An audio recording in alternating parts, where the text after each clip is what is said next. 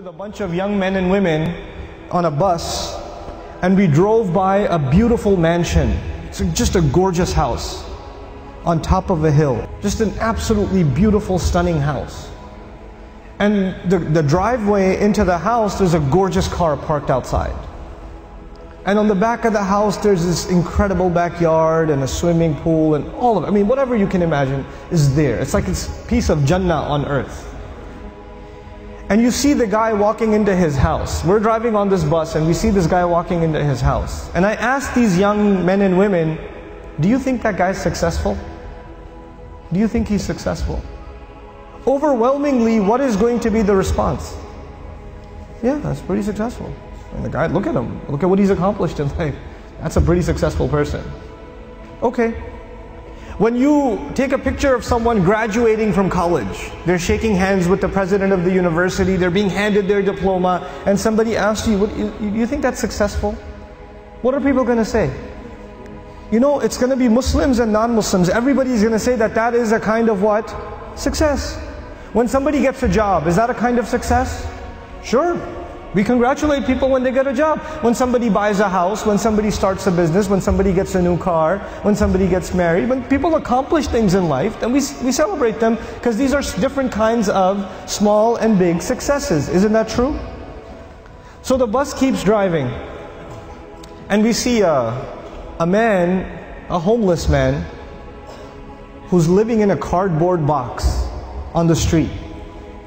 And he looks like he's wearing clothes from a couple of years. And you don't want to go close to him because of the smell. And I ask my students, do you think that guy's successful? What do they say? I say, he's not successful. Now imagine if I was riding in this bus, but in this bus there were not Muslim boys and girls, but they were Christian boys and girls, or Jewish boys and girls, or atheist boys and girls, or agnostic boys and girls, or Buddhist boys and girls. And I asked them the same exact question. Do you think their answers would be the same? Yep, their answers would be the same. That's the problem. The problem is the way we think about success and the way we think about failure. For Muslims, it's supposed to be different. All human beings can see it a certain way, that's fine. They have the apparent view of success and failure. But us, Muslims, Allah has given us clearer glasses. And once you look at reality through these glasses, you see something other people cannot see. You see something other people cannot see.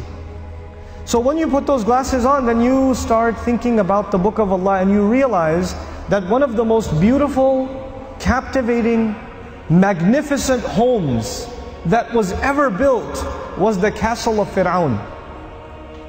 It was one of the most amazing homes ever built. And if our bus was driving by the castle of Fir'aun and he was walking into his house and I asked my Muslim children, is that successful? Is that guy successful? What would their answer be? Fir'aun is not successful. He's one of the worst losers in all of human history. Isn't that the case? What was the second kind of person we ran into? There was one guy walking into a mansion. What was the other guy? It was a homeless guy. Okay. Ibrahim alayhi salam was kicked out of his house. He was told to leave the house. So he's homeless. Well, was he successful? He was. Actually, he's one of the most successful human beings that ever lived. Now the Quran is teaching me that a homeless man is successful, and an incredibly wealthy man is what? A failure. You know what the Quran is teaching me? The Quran is teaching me that success has nothing to do with wealth.